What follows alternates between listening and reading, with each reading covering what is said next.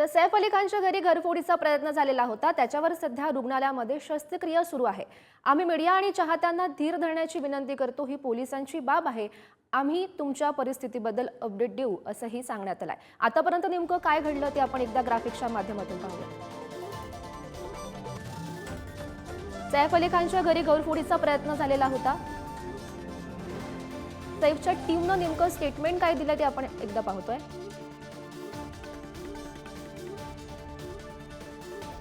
त्यांच्यावर सध्या रुग्णालयात शस्त्रक्रिया सुरू आहेत। आम्ही मीडिया आणि चाहत्यांना धीर धरण्याची विनंती करतो।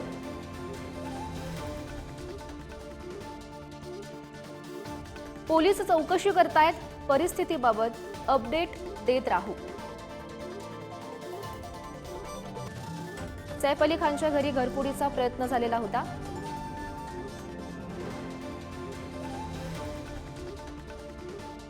सैफच्या टीमचं हे स्टेटमेंट आपण सध्या पाहू शकतो। खरं तर अनेक प्रश्न या निमित्तानं उपस्थित केले जात आहेत।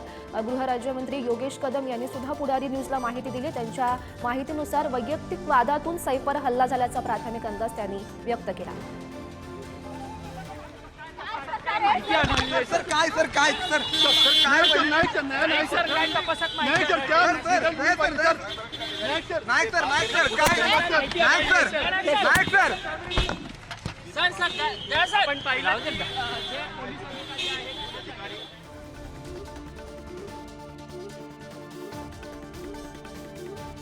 या प्रकरणासंदर्भात आतापर्यंत नेमकं काय घडलं ते एकदा ग्राफिक्सच्या माध्यमातून पाहूया।